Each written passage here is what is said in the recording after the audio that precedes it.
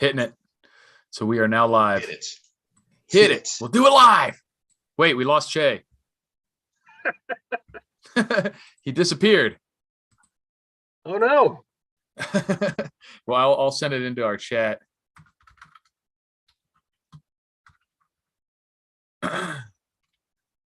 Very interesting. I will send the invite link to him again. Maybe that satellite nuked him. Yeah, maybe the Russian satellites just sent him just sent him into the cornfield, as it were.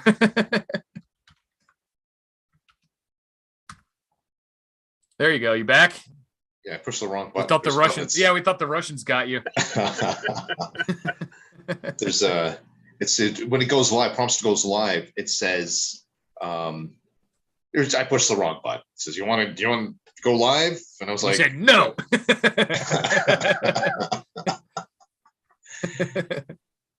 Is Daniel with us too? Yeah, I'm here, buddy. Can you see me? Yes. No, I can't. I'm still what? figuring out But you can hear him? Yes, I can hear. So we are good to go. Isn't technology grand? Yes. All right. How you guys doing? Doing great. Good to be back. I think it's been what, 3 weeks for us now? It's been a while.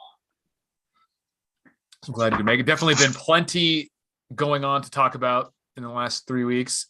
Probably more in the last. I mean, honestly, a lot's been going on for the past couple of years in general, but probably more crazy things in the last 3 weeks than in the last 3 months.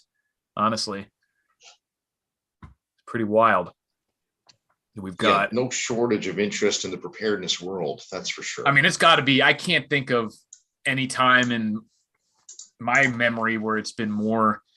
Not even say mainstream, but more people interested in with good reason in different types of preparedness. You know, nuclear survival masks and, iodine tablets and bunkers and stored food. And so even with Y2K and stuff, that wasn't general. That was viewed by most people as being like, not really a problem. Even a lot of preppers were like, it's probably not going to be a big deal.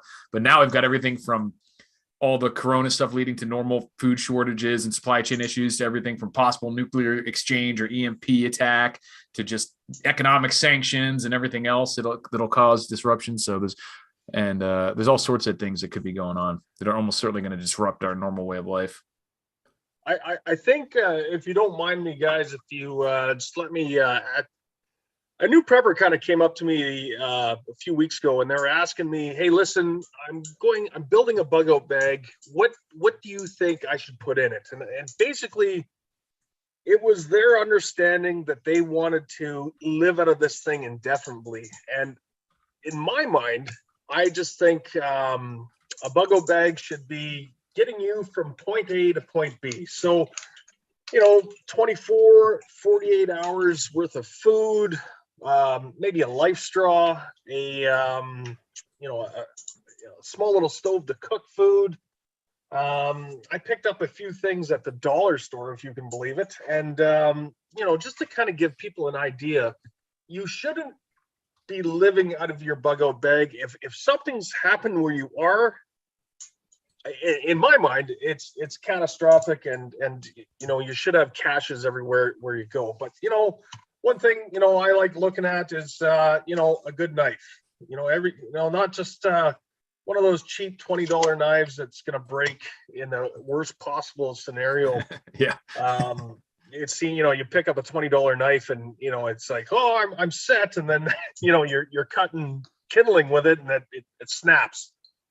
And then that would be a disaster. You're kind of hooped. Another thing that I looked at was this, it's just a little squeeze flashlight. Basically, it's you pretty much you charge it by squeezing it. And if you're using white light, then it's pretty safe to say that you're okay. But if other people are around, it's going to be quite detected. Another good thing, at the dollar store, one of these little things. Yeah, it's like an LED floodlight of sorts. Yeah, it's quite bright. I paid $1.50 for it. It's it's just something to think about if you have batteries on hand or what have you. really good thing too is flint for starting fires. The Fire last steel. resort type thing. Have a lighter, because again. Yeah, that's actually one a video I was going to make coming up, and we'll go back to the bug out bags in a second. But there seems to be a lot of preppers will have, there's a good thing to take pride in your skills and to have those skills, but you don't get any points for doing things the hard way if there is an actual disaster. You know what I mean? Like, yes, you should be able to start fires in as many different ways as possible, but yeah, bring a lighter. You know what I mean? Bring a little candle too, and then start a fire in 5 seconds in the easiest way possible in an emergency. And then if you have to do something else, you have the skills to, start a fire using your car battery, or you're using a bow and drill, and, all these other ways, magnifying glass. You should know how to do that. But like I said, you don't get points for doing things the hard way in real life. Well, exactly. And you know what? Don't just have one lighter in your bug out bag. 5, have 2 yeah. 3 of them, 5, 6, and keep them stored in a Ziploc bag. So it doesn't get wet. And that's another thing that I find, that a lot of preppers just toss stuff into a bag, and then it rains, and then like your extra socks, your extra t-shirt, everything's just soaked. And it's, actually, speaking of lighters, I really like those USB charged electric. They're like an arc lighter. If you've seen those, you get them, they're waterproof, and you can charge them with mini solar panels, and it just creates kind of what looks like a little taser, and it lights things just almost as well as a regular Bic lighter, with the advantage that you can hold it in like weird ways. So if you hold like a Bic lighter upside down trying to get it into like a TP fire or something, you're going to burn the fuck out of your hand. Whereas this thing, sometimes they even have a long grill style tip on them, or even not, you can just hold it upside down, stick it right in there, and there's no flame. It's just like a little bolt of electricity. And then you can recharge it with a small solar panel or any other USB charging device that you have. And so those are pretty useful too. I would definitely like to see, and I've seen them out there, but it's like a thing you toss in the water, and the little propeller, it can slowly charge things, but it's hard to find those at a reasonable price, so to speak. A wind one? Or are you talking about like a hand crank type? Not a hand crank, something that's powered by you throw it in a river. Oh, I've seen those. It kind of drags out there and it spins. Yeah. Those are awesome. Those I've never seen that. Yeah, like seen those at a really accessible price though. Yeah, no kidding. Yeah, and SPQR Cincinnati does bring up the Moore knives, which are probably an exception for that price point, but I still wouldn't have one Moore being like the only thing I had in my bug out bag. But I do keep one as like not even a backup, but like a larger bushcrafting type, survival knife, and then have one of those in there because they're super lightweight. They are like $20, so there's not a bad idea to have an extra one in there. Oh, definitely. And what about you, Shane? What is your 2 cents worth of information? Well, yeah, I've seen these portable or micro USB hydroelectric systems. Even what you're talking about specifically, or you place it in water, and the water, if you spin a shaft, you can turn electricity. So if it's nuclear power, bicycle generator, wind turbine, water turbine, you're essentially just spinning a shaft. So those sorts of things, I would look more, if it was me, look more into geostashing and burying these things during your locations, or things like, it doesn't make sense do you really need to power something, to charge something during your 10-hour hike for that day? And in lieu of sacrificing so much weight and resources in the bag, there's a lot, you can get like small little portable chargers. Battery packs.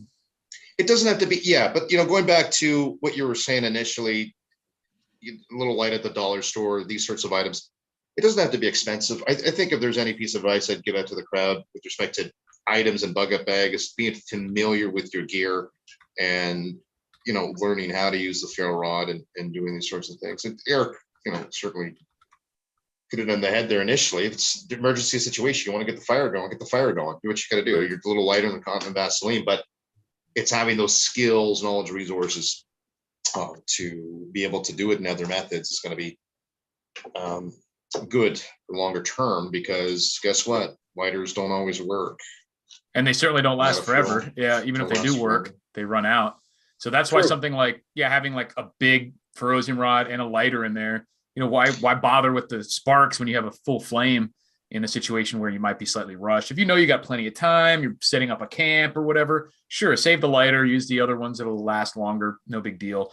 But if you're just bugging out on a 3-day trip to some specific location. You just need to get a fire going that night to cook up your food real quick. Just pull up the lighter. That's what they're for. Yeah, But exactly. I guess the whole thing comes back to what we were saying right before the show, just would be the whole philosophy of what you're bugging out. It looks like anyway. For some people, it's just a 72-hour bag or even a 48-hour bag. Some people have the I'm never coming home bag, and they're literally, the plan is just to leave, and that's really the plan, and then live out of your bag, which, like you were saying, probably isn't the best bet, but I do think should be in your realm of plan Should be in the repertoire. Yeah, it should be in the repertoire.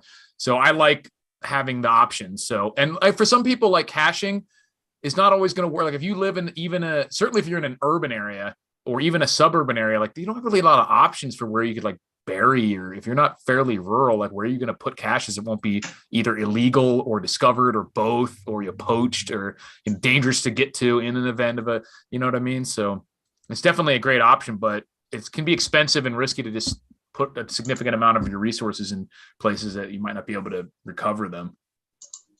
Well, a lot of people do say that about burying caches here and there, but the job that I do, we're searching for UXOs in the ground. So I can imagine if somebody buried a cache in some area that I'm working in, of course, I would totally call the authorities and not keep the guns into my gear at all. But it's one of those things. It's like you could have.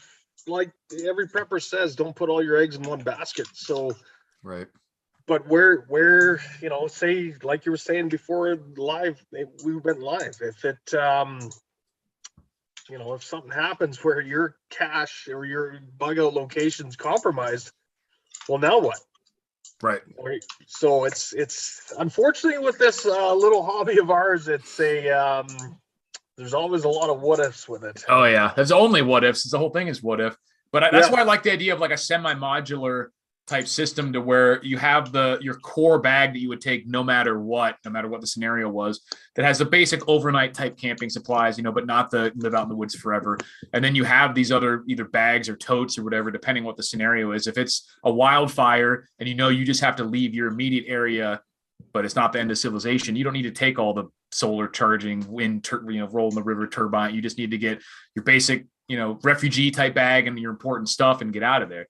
Whereas if it's Red Dawn, the Russians are parachuting outside your door and you're probably not coming back anytime soon, then you want to take the stuff that you might have to run out in the woods in some random direction and just be there for a while. So it just depends on what's going on.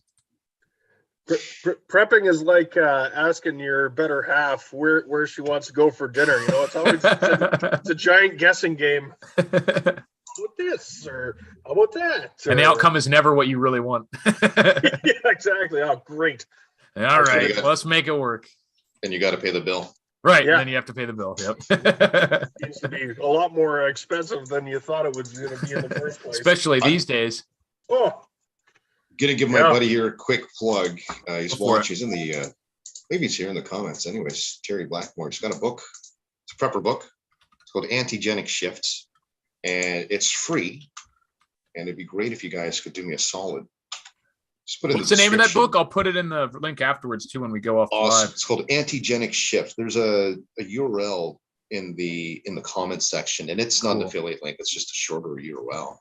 And if it's on Amazon, I'll put it up there too. Awesome. Yeah, he's a Canadian author. We're doing a book review in a month's time through my network. So it'd be great if you guys could download that and give it a read if you want some good fiction prepper entertainment.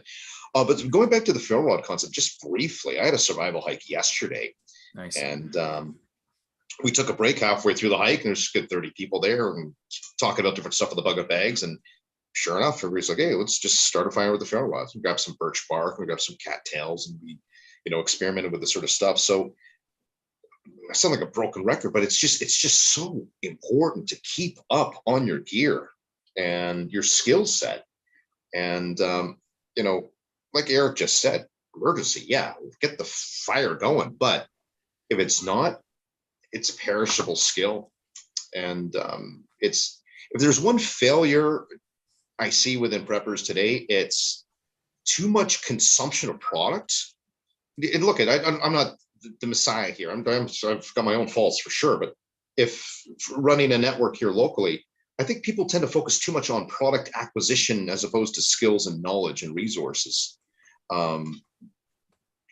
Too much so. I mean, they open up a room and say, hey, here, I'm a prepper. Here's a wall of different things I have. Right. And that's it. And you ask them to start a fire, they don't know anything about going to split wood. Yeah, or anything. Literally or anything. Because even if you have a lighter, if you're not doing it right, you could burn through an entire lighter or take an hour to start a fire. Right. Exactly. But we want to talk back more about the bug out bag items. I mean, if anybody in the chat would like to get our 2 cents on what should go in there, I mean, yeah, or what your general plan is. Are you guys more towards the 72-hour type kit, or you want to be able to run out there and come back in a year if you have to? And someone mentioned something, I think we were talking about the fire starting, they said something about a magnifying glass, and some of those things, it depends on wildly where you are and what type of tinder and stuff you have too, because out here you could accidentally start a fire with a magnifying glass, literally. It's so bright and hot most of the time. And the same in Florida. I remember as a kid we had like this wooden pool deck, and we had a jug of water sitting out there for some reason, and it scorched, like the sun coming through the jug of water scorches giant like chunk out of the wood where it had just been blazing through the bottle and charring like a half-inch deep thing in the wood where it's like black charcoal. So you could accidentally, if you have like a magnifying glass, like a legit one out here in the summer, you can't even look at what you're like, whoa. You could definitely accidentally start a fire.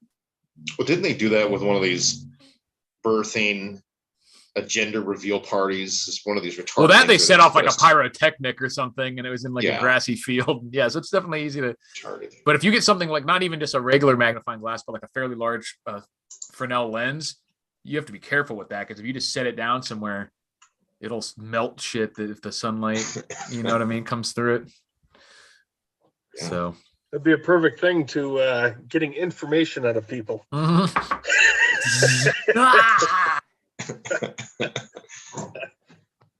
Yeah, definitely. Sorry, I went there. Normally do that at the end of the show, but right. No, it might be necessary. Reminds me of that James Bond. I think it was Dr. No, when he had a laser beam flying up in between his legs, and Bond is like, it's approaching his crotch. Right. And it was the Sean Connery Bond. He said, you expect me to talk, Dr. No? And Dr. No says, no, Mr. Bond, I expect you to die. Well, change of plans then. We have do you guys have memes? We'll start there. We do. No, I don't actually. I don't have celebrities. Okay, maybe I could email you through us or your app in here, but we've got the segment, celebrity segments we can do now if you guys we got a good one. We got a good one. What do we want to call this segment? We're gonna do this every winter. Yeah, sure. I'd have to come up with a good name. Yeah. Okay. We'll call this Celebrity Survivor or something. Yeah. All right. Okay, maybe for fun, we'll skip his name here for a second. Born in Lebanon, born September 2nd, 1964, 57 years old, 6'1". I didn't realize he was that tall. Yeah. 185 pounds. He's ripped, basically. It's been a lot of martial arts movies. And the segment is basically, will this celebrity survive? I put it in the title, though. It gave it away. Yeah, there you go. So for your theatrics, yeah. All those theatrics for nothing. Although I put Keanu Reeves, so we're talking about the actor specifically, not like John Wick or any of his characters. Talking about the real man here. Yeah, the real man. And would Keanu Reeves survive shit at the fan? Yes. What do you think? I think, first of all, like you said, he's got, and it depends on what the shit the fan was. We're going to assume it's like a full-on wild shit the fan. Mad Max. Full-on Mad Max, Walking Dead, whatever. He's kind of old. I think he's mid to late 50s now, right? 55, 56, something like that. 57. Yeah. So he's up there. Skill-wise, he's done quite a bit of training. You can watch videos of him doing 3-gun competition-style training, martial arts training, that sort of thing. So I would think that he would be far above the average person, especially the average 57-year-old, in terms of their ability to handle that sort of thing. So I think it would come down to what sort of preparations he's done, if any, and his mindset. I think he definitely has some useful skills. And he's not out of shape. Like, obviously, for like a 57-year-old, he's in the top percentile for the country. Most people in that age are barely ambulatory, unfortunately. Yeah, well, and this wild card may play into it too, but he's worth $400 million, so he probably has. So he probably has a few things lying around, I would guess. Probably has a few guns here and there. Yeah. Yeah. So unresounding yes from me. Yeah, Man I think definitely so. going to survive the apocalypse. Definitely above average ability to survive the apocalypse. Daniel, what do you think? Come on now, like. Will Keanu Reeves survive the apocalypse? The whole apocalypse or the first 30 days? You know what I mean? The whole thing. Okay. The whole thing. You know, the apocalypse normally means that's the end times. Like, you know, it's not going to be like, oh, apocalypse over, everybody go back to normal. Well, let me paint the picture. When we say this moving forward, we'll say like it's EMP, Mad Max sort of type of disaster, like Eric was saying, and we'll just assume 90% of the people are going to won't survive. So will he be part of that 10%?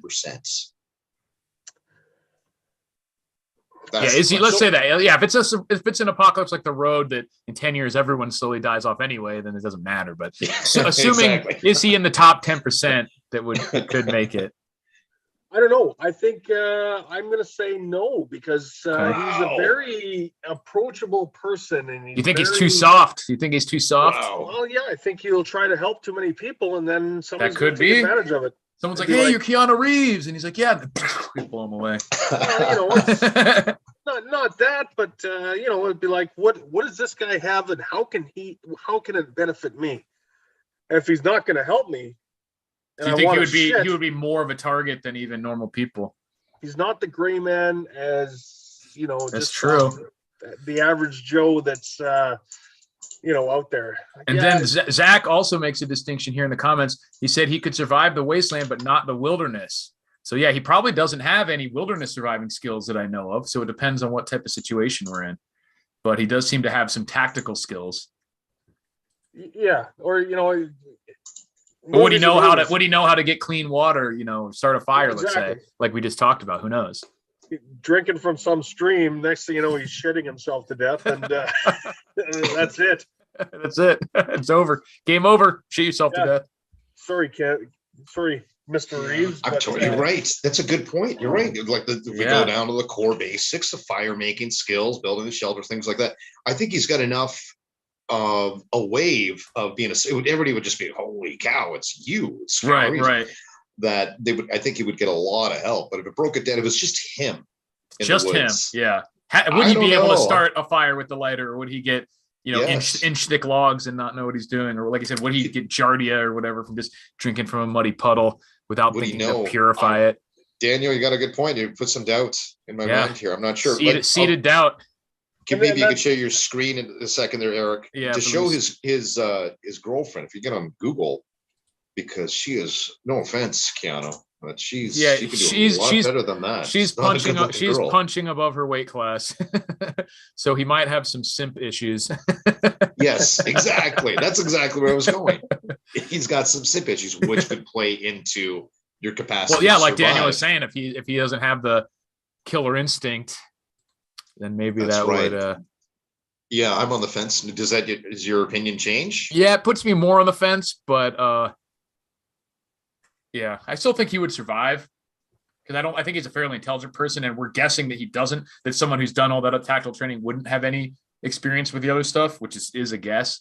I think it would expose him to it a little more than the average person, just that crowd. You know what I mean? Mm-hmm. But it's still a guess. It's a unknown. You know. But that's the thing. But like 99% of everyone else doesn't have those skills either. So he's at least, we know he has some of them at least.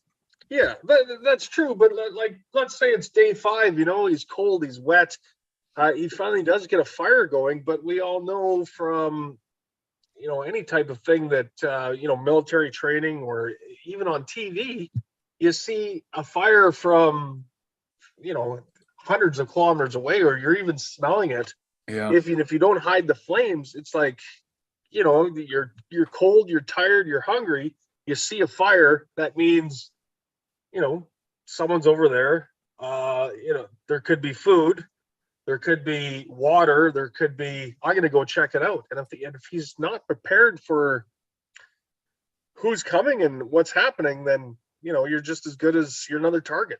True. And even if you have a lot of good skills in terms of technical weapons handling, accuracy, but you don't have any idea how not to walk into an ambush or how to use camouflage or, just basic, rifleman tactics, basic infantry tactics, your accuracy is going to be less important. But then we get into the access control parameter of things or security side of things. But above and beyond that, I did a video on this years ago, which was discussing the adverse effects of being a celebrity in a post-apocalyptic situation. Like the negatives of it?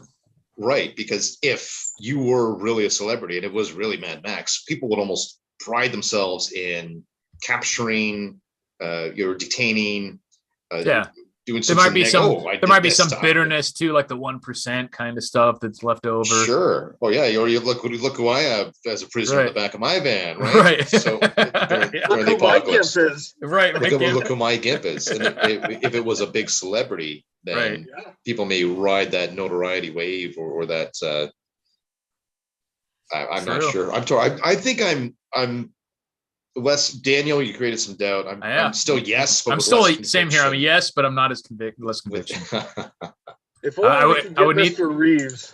Yeah, to plead his case. Yeah.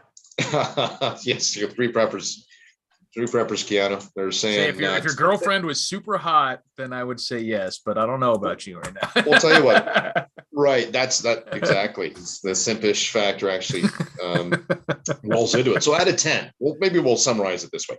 Okay, good idea. Out of 10, what are his chances? What are the so where you'd say 5 is like 50-50 whether you survive?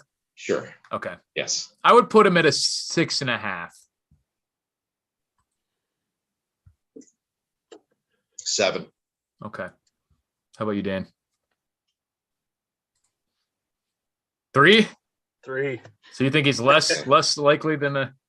I hate to say it, boys. The gray man is always going to win, and he may look great in John Wick, but let's see what he's like day 5 with no eating. Good point. No water. Yeah, I mean, for all we know, he hasn't even gone into a super. I mean, he is known for being a fairly down to earth as far as rich and famous people go. He doesn't use personal shoppers. He takes a subway, that sort of thing. So I do assume he has much more exposure to real life than the average person worth $400 million. But still, it's a different life, and he is a rich 57-year-old actor. He's not anything else. Right, and we should probably explore this area more in the future. I can shout out to my homeboy Darian. He's out here. We've had him out here as a guest before in the past. Right on, yeah. Things are well, brother. In that you get somebody like Ronda Rousey, who's openly or publicly said, "I am a prepper." Right. And she has like a ranch. She made the TikTok videos, right, and these sorts of things that is probably invested her money wisely in terms of where it's allocated. And some of that is, the big trips to Europe, and other bits are food stores and prepper related stuff. So there is a number of preppers out there that certainly have the financial capacity to build up that internal, the bunkers, the firearms, the food stores, all these sorts of things. But the question becomes, how many are in La La Land, or how many are in alternate reality?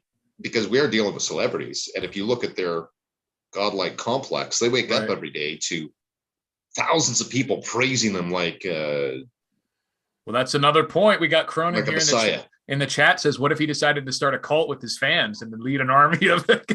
Beautiful. That's actually the dark prepper mindset of if you're a famous person. Great idea.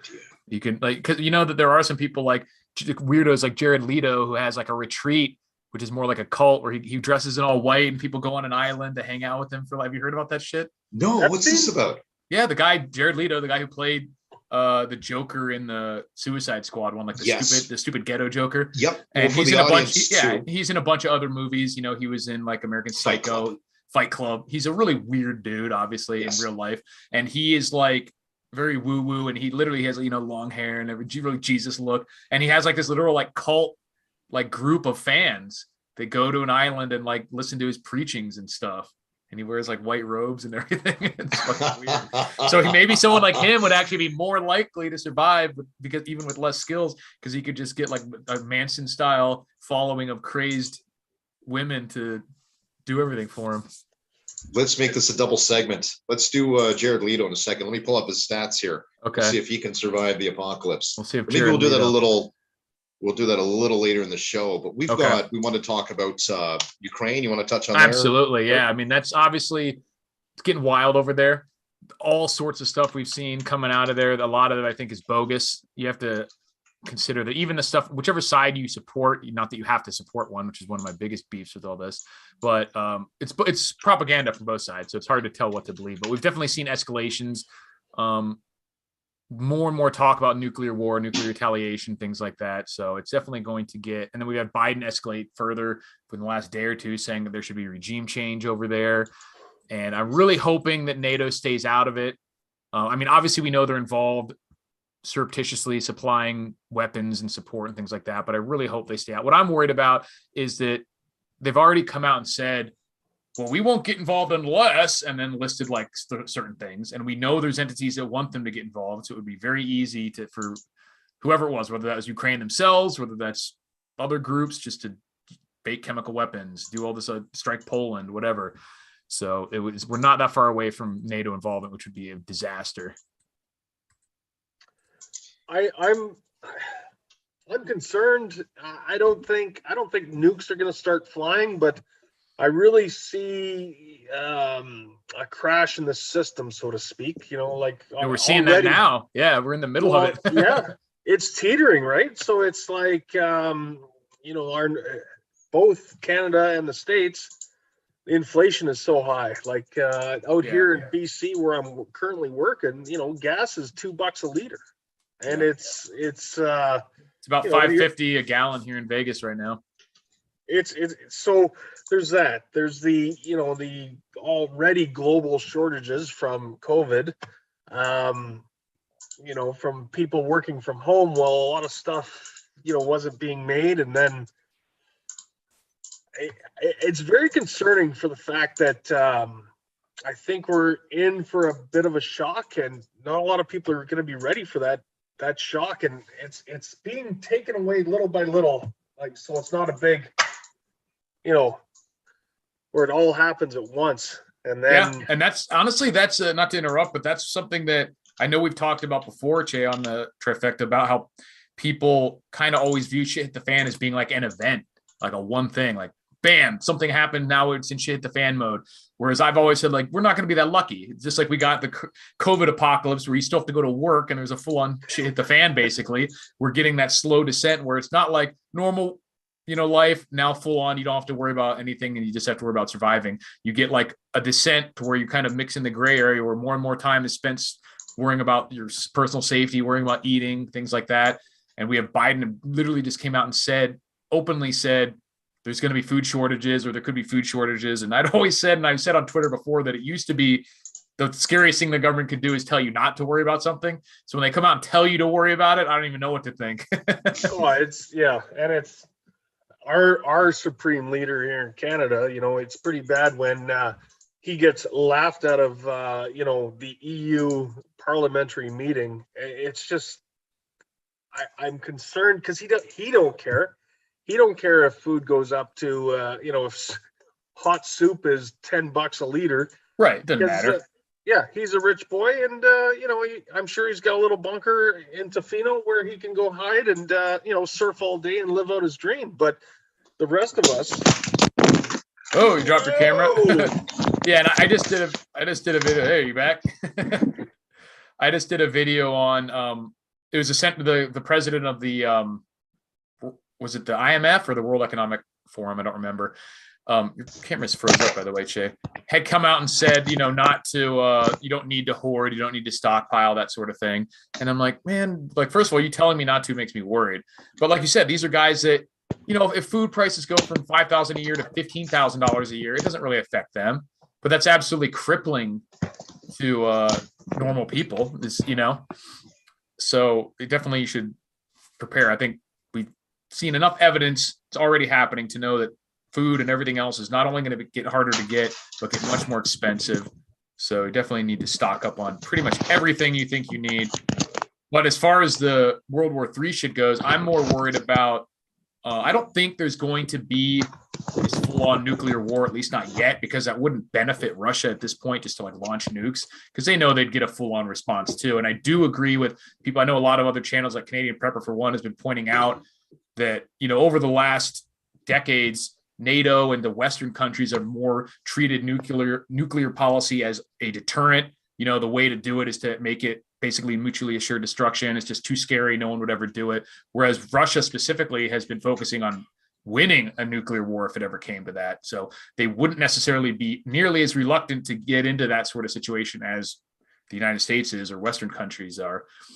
But they just launched some satellite like a day or two ago. It's a communication satellite, but it certainly could be like a nuclear EMP that is going to float over and detonate somewhere. So that I think is that, or a major cyber attack, I think are way, way more likely than just a full-on nuclear war at this point. Obviously, if it goes hot with a, you know, full-on World War III with NATO involvement, like direct NATO involvement, then that could change. But as of right now, I think that an EMP type attack or a cyber attack is certainly much more likely. You know, for myself, if I was a crazy dictator, and why wouldn't you launch an EMP to a country where you never have to fire a shot? Right. Where it gets to the point where the citizens are now killing each other for food while you're sitting on the other side of the country just laughing away. Whoa. Right. Yeah, exactly. Sorry, my ringtone. That's funny. I'll just sorry about that. My somebody was calling me. But yeah, No worries. if basically if that were to happen, well, what a way to win a war. Yeah. Cut everything off and let people fight amongst each other. Yeah. Or like I said, if they could even cyber attack and cause disruptions in the electrical grid for a couple weeks, it's over. You know what I mean? Like if they can cause there to be any sort, and like we've always said that what really would cause any sort of massive shit at the fan is an extended widespread grid down. It doesn't have to be that extended period of time. If you get like a multi-state region out of power for 2 weeks or something, like that's shit the fan big time, you know, like it's going to turn into like a Bosnia in there. Well, yeah, you know, the electrical grid goes out now. You know, you can't heat your house. You can't, your refrigeration goes down. You can't buy anything because. Well, not only that, the cops can't. Their radios aren't working. They can't. You know, gas pumps are. That's Mogadishu overnight in some of these cities. Oh, it's crazy. And you know, all these yippies in BC wouldn't be able to charge their vehicles, and you know, right? They'd be, you know, going through a lot of sandals trying to walk everywhere. But yeah, it's a very worrisome thing. And but I think that's the best way to do it, because you're not putting your army in harm. You're letting the enemy fight amongst themselves. And there's some degree of plausible deniability too. You could, you know, say that we don't know what that was, wasn't us kind of thing. Whereas if you're launching an ICBM, they know where it's coming from. Right. So, it's all very petty. It's all very, and I don't listen, guys. Sorry about the camera here. It's a gooseneck made in China. There you go. I forgot my regular tripod, and this thing just keeps slowly moving down. So I'm just going to play with it. But it seems very petty. The two things that stand out as particularly concerning to me is this is a man that was voted in through a democratic process, and he's legally getting away with mass murder. This is what the definition of a serial killer is.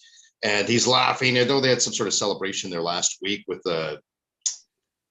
I'm not too sure, it's kind of stadium. Putin was there. There was music playing. It was in celebration of some sort of another unrelated event. And unfortunately, it looks like he's getting away with murder. Yeah, I don't have any love for Putin, that's for sure. But I don't think there's any heroes in this scenario either. You know what I mean? We've had the Ukrainians have literal Nazis over there. They've been bombing civilian areas in the Donbass region for years. You know, look at all the shit that the U.S. has been doing all over the world for, you know.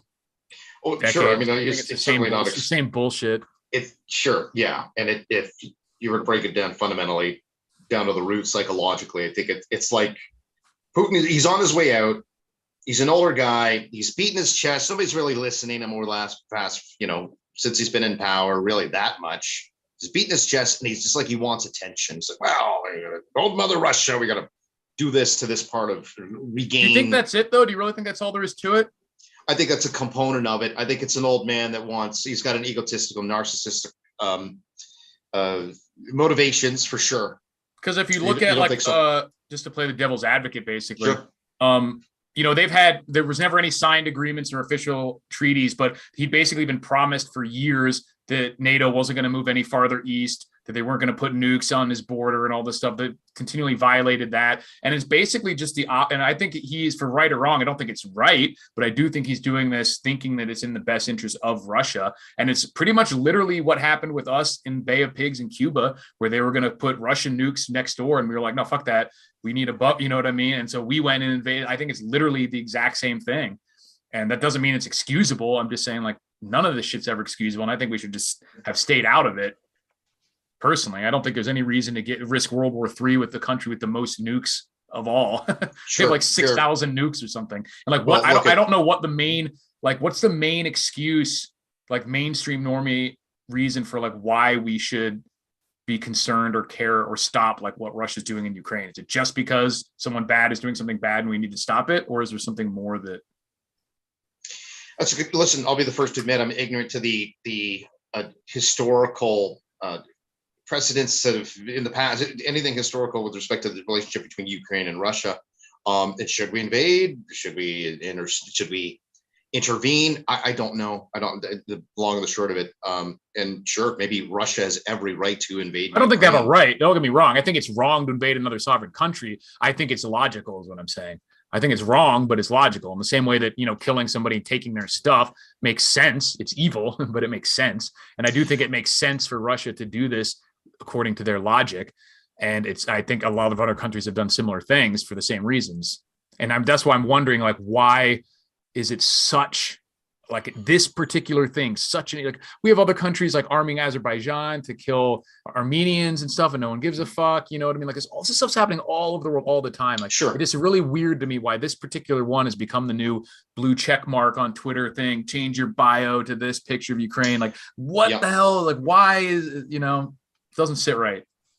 Fair. And I mean, maybe social media through TikTok, Facebook, Instagram has sort of glorified or magnified this particular one. And even CLM says Chief's take is if history started February 24th, impressively wrong. I'm not, like I just suggested or alluded to, I'm ignorant to the history. I think the problem or the contention or issue I have surrounding this is the fact that I think there were other channels that could have been entertained before children were starting to get murdered. Yeah. And like I said, I don't think it's right to invade another sovereign country at all. You know, I'm just speaking to like why I think it happened and why they did it. And like I said, I think it's logical. I don't think it's right. And but I think a lot of the stuff that a lot of, you know, NATO countries have done are wrong too. I think a lot of the stuff that the US has bombed probably more countries than anyone in history. And I think that's all wrong too, vast majority of the time. But it just weirds me out, like why this particular one has become the, you know, we know there's a lot of corruption going on there too, with, you know, like Biden or Hunter Biden being paid to work for all these Ukrainian oil companies. We've seen stuff being admitted about biolabs being there. To the extent of what they've actually been doing, we don't know, but it's a fact that they're there. So there's definitely a lot of weird shit going on in Ukraine. So it's doubtful that we'll ever know the full story, but I definitely don't think it's just Russia being bratty, for lack of a better word. I think Putin's okay. Well, we agree to disagree, because I think there's a degree of narcissism there that it seems to be resonating, at least based on the information I've seen. If you look the way that he interacts with his staff, even his placements when they're having some sort of political meeting, he's off to the. Seems like he comes across. He's definitely. I individual. I think he is. Yeah, and he's definitely like always trying to be like the alpha of the group kind of thing. Some of that shit's hilarious, and that has to factor in. But from what I can tell, he's actually fairly popular right now. Maybe even more so since this stuff has started happening. And I think that obviously they control, you know, media and stuff too. So it's who knows what picture the people are seeing there. But also that's the side effect of this stuff, that all these sanctions against the people of Russia who have for the most part nothing to do with this stuff. And we're like, nope, you can't use your iPhone. Nope, you can't use your Visa card. You can't get your McDonald's because this guy, your leader, who is elected, is doing what he wants. And then they're like, well, fuck it then, like this is us against the West. That's the kind of the mentality that it's fostering. Yeah, you certainly have a point. I mean, like, why are we putting the spotlight on this specific one? And sure, there's probably aspects of this where it's logical that this is happening and this is happening, this is happening. But I guess that the perspective I'm coming from is, if you guys maybe want to Google this, you ever seen him play hockey with, like, it's clear that people are putting this guy on a pedestal. Yeah, there's definitely shades of like Kim Jong-un where everything is. Have you seen all the press is good? Yeah, and he's talking about and they'll do the same thing with like judo matches and stuff like that too. But with judo as well with him. Yeah, well, because he does like judo or sambo. You know what I mean? It's always set up to make him look good. Same with all the photo He's shoots. always the winner, and right? Of course, always a winner. It always looks good. that sort of thing. So there's definitely an element of that, but I don't think it's a pure dictatorship either, where he just has absolute power. I think that's there definitely are other people on board with this. At least some. Would you agree that that's maybe the direction he's going? I think he would like that. Any guys like that would rather have full power, and I think he's set up to have as much as possible. But like I said, I don't think it's just an issue of him personally being bratty or having some kind of tantrum. I think he's doing this in a way that is logical according to his goals and his reasons, and it's just causing him to do things that are wrong. But I don't think it's nonsensical if you understand what I'm saying. All right, I think we agree to disagree on this one. Okay, yeah, that's fine. I understand. Like I said, there's no way to know without having all the information. It's just you just have to take what you can get from the outside and see, come to your own conclusions. Fair. About it. And that's and maybe if I saw all the things, perspectives you saw, I'd have a different opinion. For the most part, I'd co-sign with everything you're saying. Although I think the rudimentary or core roots of some of his decisions are based in a illogical fallacy that's built more on, I want to be a big man. It could be. It could be.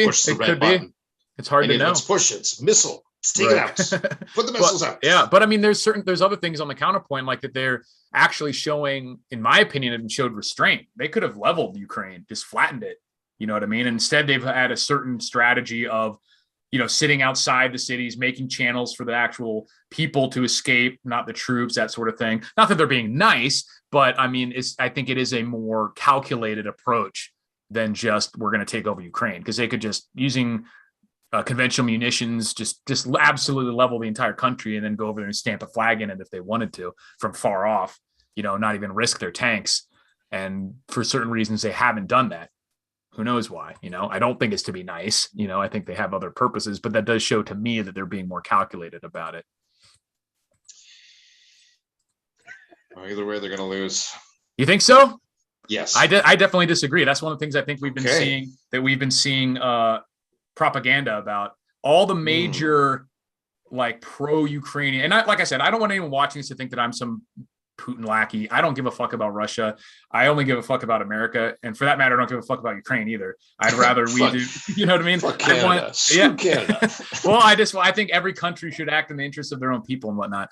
But a lot of the pro-Ukrainian propaganda that came out early on turned out to be like completely fake. Like the Ghost of Kiev was like video game footage. The Snake Island thing turned out to not be anything like they said. The guys didn't get killed. They ended up surrendering, that sort of thing.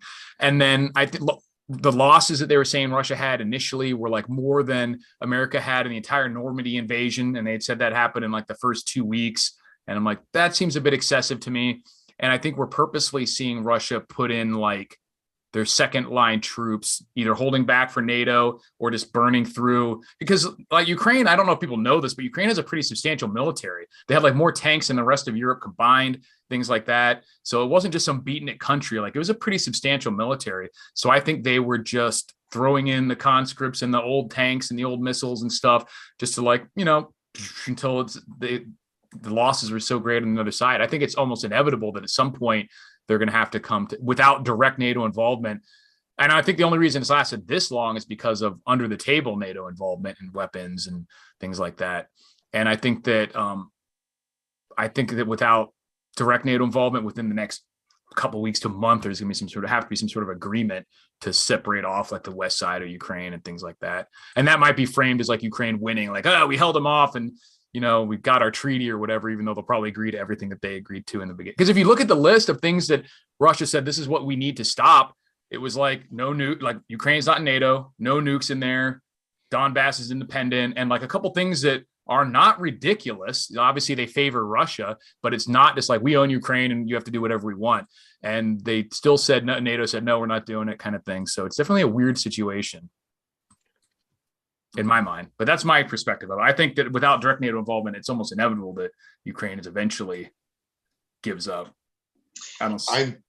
Okay. I think it would establish an ugly precedent if that were the case, because sure. I mean, yeah, but that's beside the point to what I'm saying. I'm just trying to figure out what's going to happen, not what should happen. Right. But fair enough. And irrespective of it being ugly doesn't necessarily mean it's your prediction is going to be correct or either Right. there or here or there.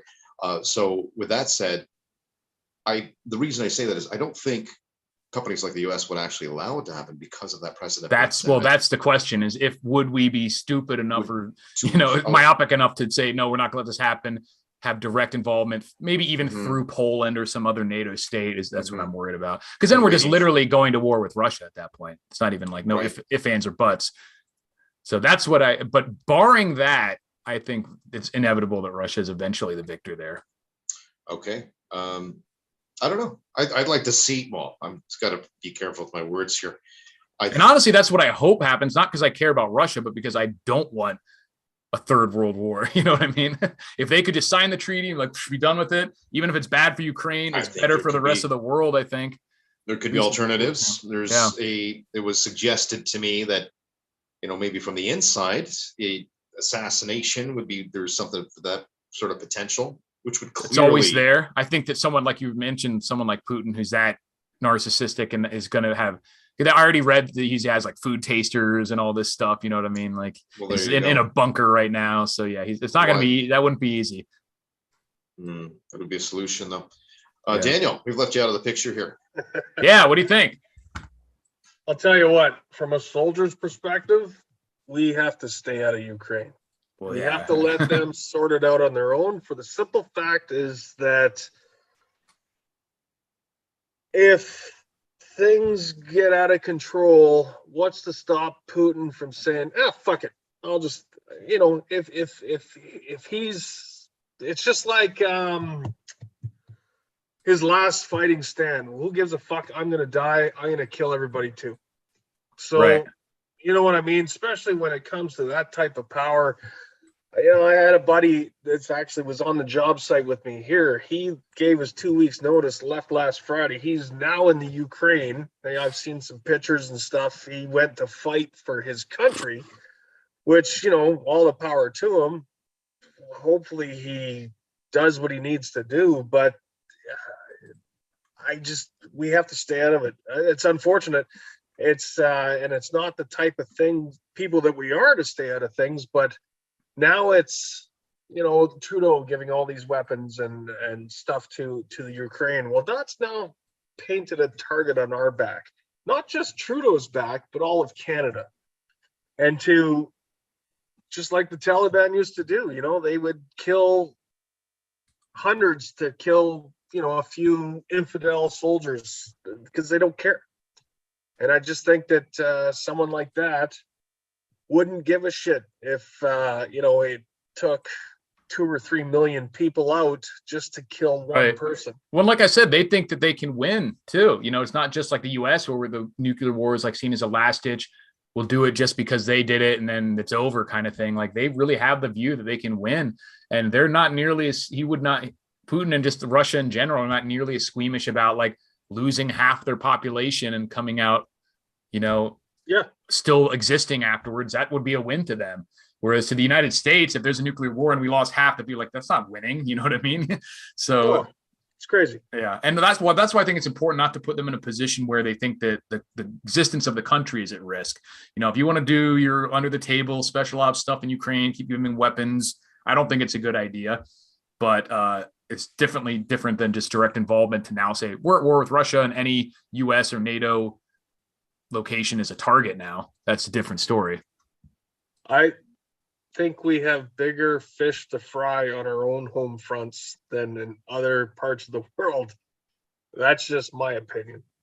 Yeah, especially with the way the economic and industrial the stuff is right now, with manufacturing and everything being hard to get. Like, really, you want to go into a third world war against one of the biggest armies in the history of the world? Like, ugh.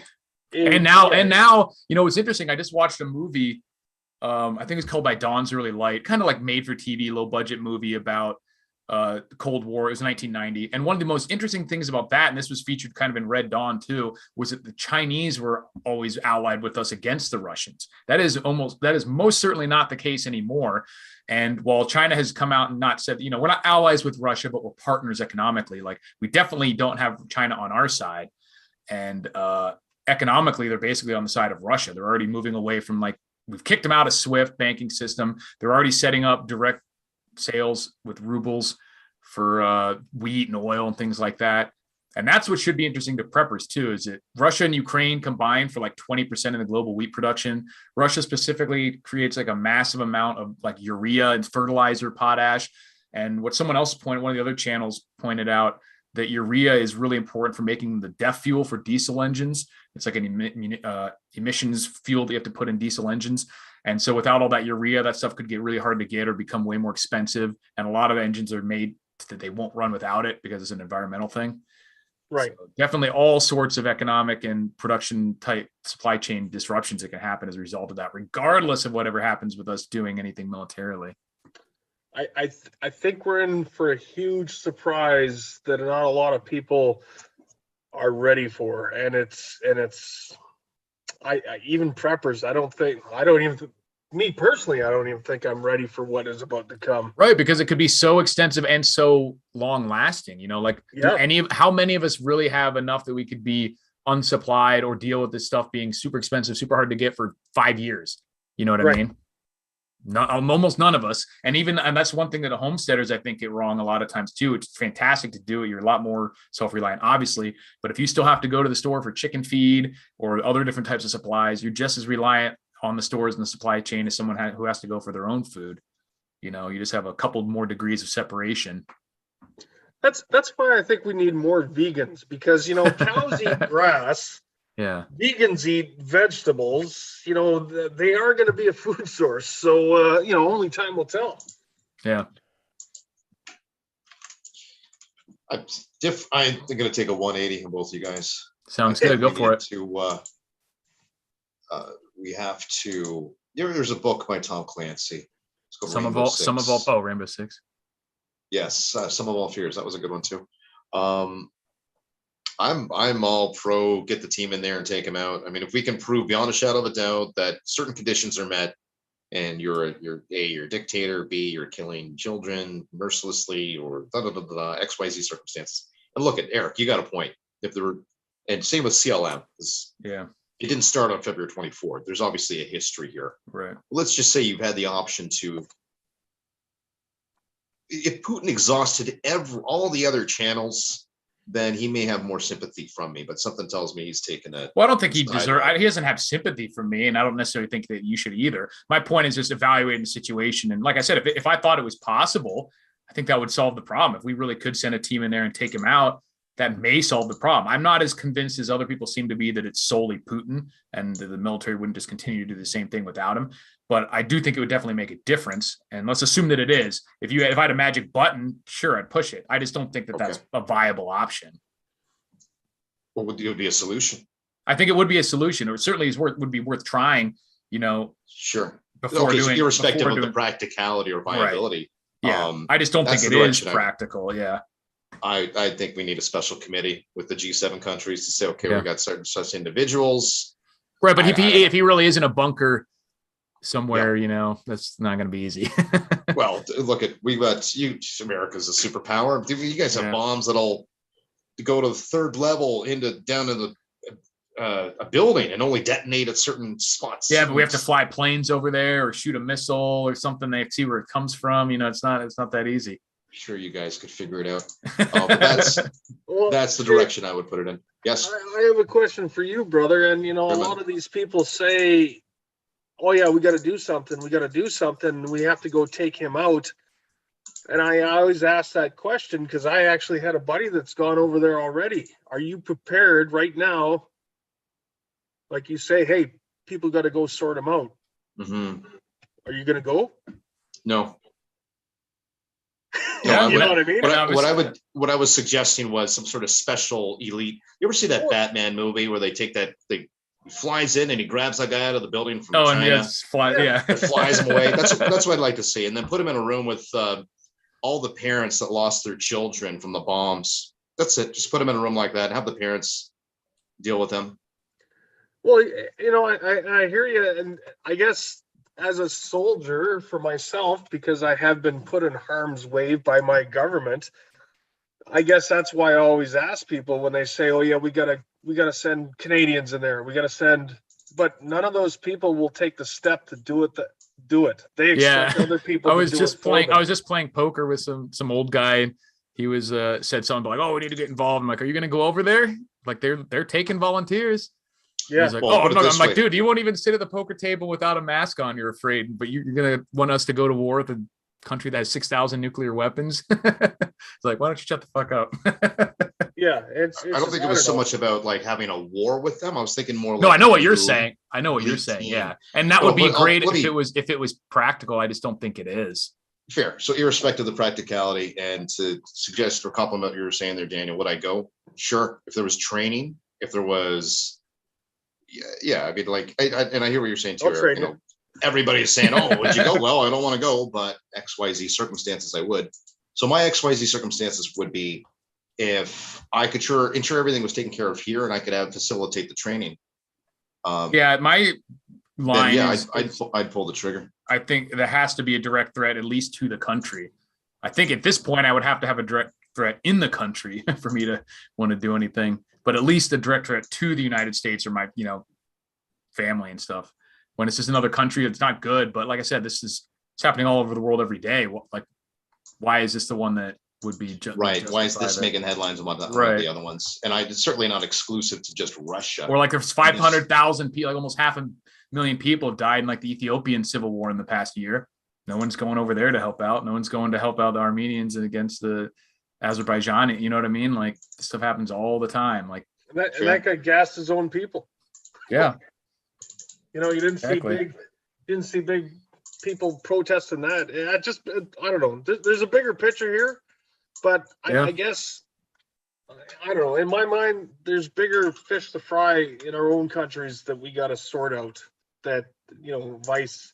Especially, and I'm not saying that this makes it excusable by any means, but especially since this is a result of, tension and stuff between like NATO and the United States and Russia. Like I said, we've been purposely and knowingly pushing the boundary on them when they've threatened this stuff for years, saying if this is a hard line and we crossed it. Not saying that excuses it, but it means that we did instigate this particular conflict.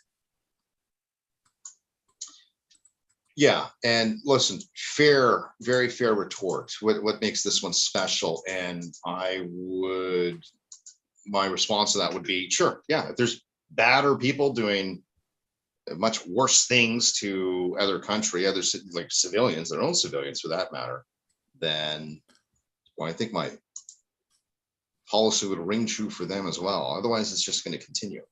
And where that gray area is to determine whether or not we take out a dictator or not, right? Or to what extent you go to. Like I said, it's a little easier to make the call when you're not putting the entire world at risk. If you're going into Mogadishu, let's say, if that goes bad, you just leave with your tail between your legs. You know what I mean? If it goes bad with Russia, it could result in a nuke.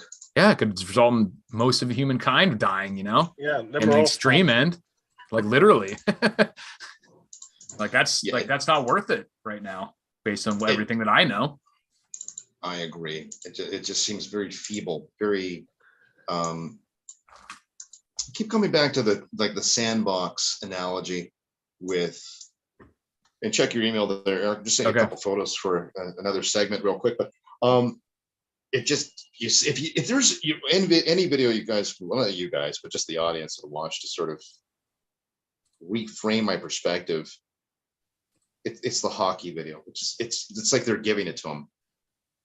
Yeah, and it takes a certain type of individual to be so oblivious, or it's like I did security years and years ago. I'll tell you a quick story about the artist formerly known as Prince. Mhm. So we did some executive sort of VIP bodyguard stuff, and we had Prince was a client, we'll say. Okay. And before I did any work or anything like that in that respect, I was like, oh, Prince, what's he like, and this and that.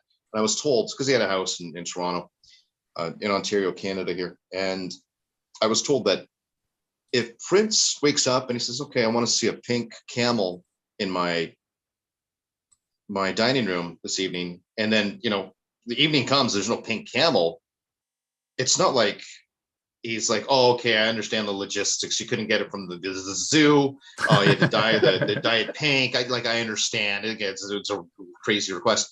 It doesn't compute with somebody like Prince like that. In the same respects, correlates with Putin. There's almost like a confusion. It's like, well, I asked for a pink camel. How come there's not a pink camel in my dining room? And I look at, I could be stereotyping. I could have seen indifferent information, something. Maybe the media and my sources of media painted this incorrectly, but the perspective I get is a narcissistic channel from Putin, an individual that sort of has expectations like that, or to some degree, where he's just, people should do what I ask, and that's just the way it is. And I think there's the fuel of narcissism, I think, is larger from his perspective than I think both of you guys give, or at least Eric, you give credit for. It's possible, but with that said, I do agree with your other sentiments suggesting that there certainly are other players that are part of this. Yeah. Because I'll tell you guys right now, when this Ukraine thing's over, something else is going to start up. Of course, yeah. I guarantee you. And then how come we're not helping that? And then when that's over, and then the other thing starts up, how come we're not helping that? Why all of a sudden?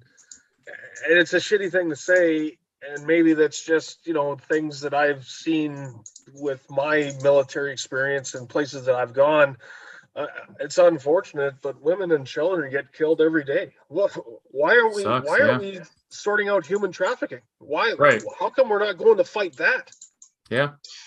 Dude, you're absolutely correct, and I'll give you some fuel for your argument here. There was an incident a few years ago with a gentleman that had shot a lion, and he was a dentist. He was sport hunting, so it was legal and everything. Yeah, everything on board, everything on the up and up, and he got destroyed. Yeah, it's like he'd literally murdered a baby or something. Yeah, he was on Jimmy Fallon, one of these night shows, or angry at him, and it's like, well, how is he any different from everybody else? And you're absolutely correct. Maybe this was the needle that broke the camel's back or something like that for some people. Well, before we're getting kind of late, so not to cut you guys off, but let's do the last segment then real quick. Or you say for next time, whatever you want. I got the pictures. We could do it quick. Okay. So the next one was this one. They don't know, so you could lead into the stats and see if we could guess before. So this is another celebrity. Would they survive? All right. Well, 5'9", 69 kilograms, born in December 26, 71. It's a Capricorn. Whatever validity or use, practicality that information has. Oh, he's done. Yeah.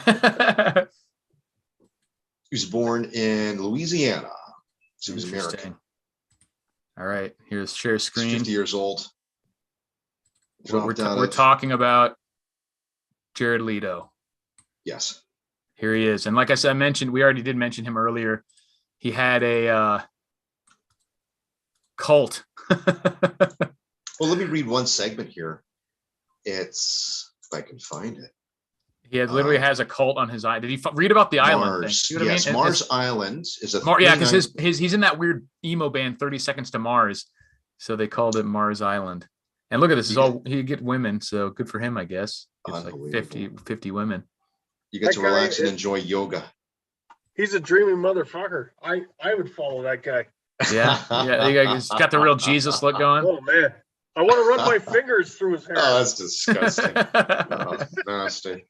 So he'd be your little helper there, and holding your pocket, walking around the survival camp. Gross. Come on, Dad, my pocket. Grab my pocket. I'm not too sure. I'm torn on this because he's not like mega famous. He's not like Tom Cruise famous. He's like ass end of A list, maybe high B list, something like that.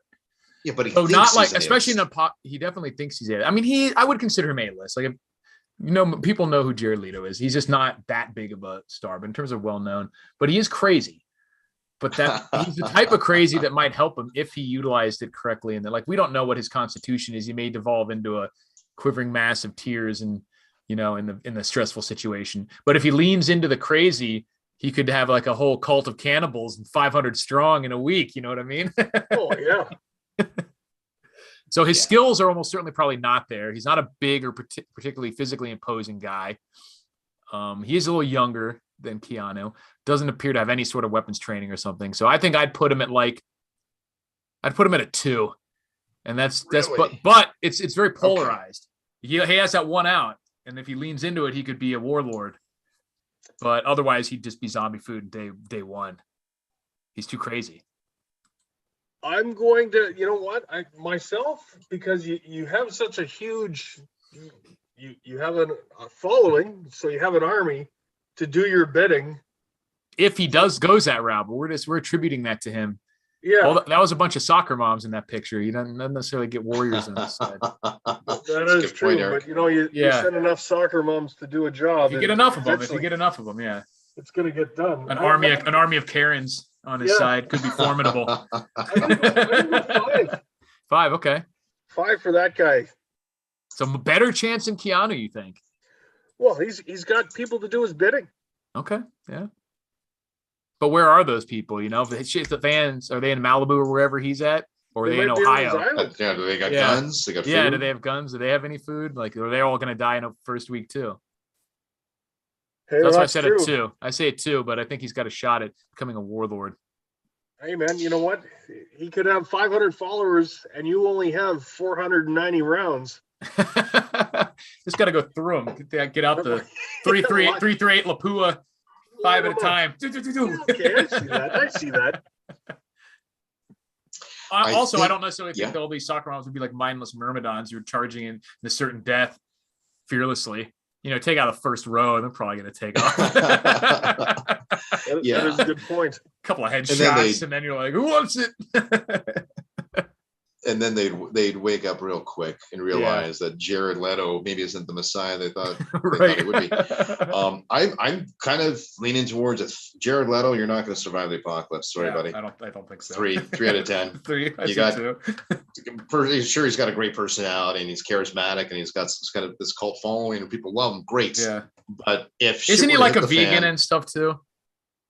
Well, irrespective, sure, maybe he is, but long and the short of it, I think he's in the pink camel category where he's in a superficial reality. Yeah, exactly. I don't think he definitely has a good grasp on reality. On reality, exactly. So if it came down to the core skills, building a shelter, no, he would. I hate to say this, but based on what I see I think he would fail miserably because of the lack of psychological adaptability, his lack of capacity to adapt to the change necessary to survive. Sounds good.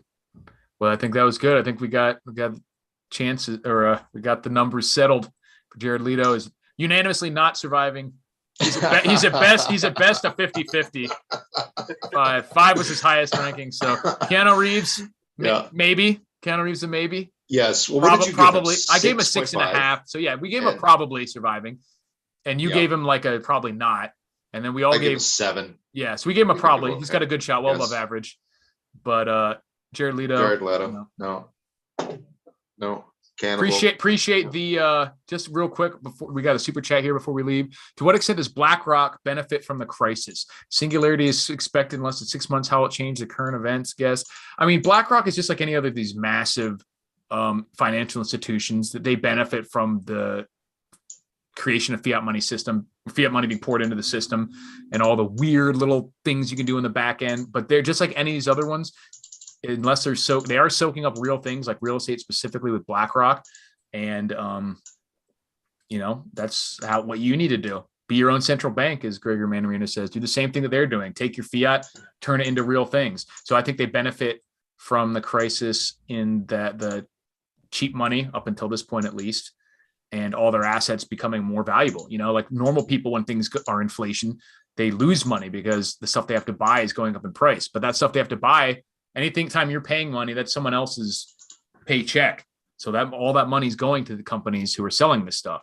So I think the people who have the stuff benefit greatly from prices going up. So Well, there's always going to be companies making money from other people's. Yeah, and then when people struggle and go under, they get to buy up these assets at cheaper prices too, and things like that. So they definitely make it's not a level playing field, that's for sure. Yeah. Well, that was, I got to get going. We went nice and long, but that was great. 2 weeks. 2 weeks from now. All right. Tentatively, I'm cool with it. If anything changes, we'll throw it on the website. Great to have you back, Shay. Thanks. Yeah, good to see you again, brother. Yeah, I'll put the link in the description as well for my buddy's book, Cool. Antigenic Shift, free download, and we'll see you folks in 2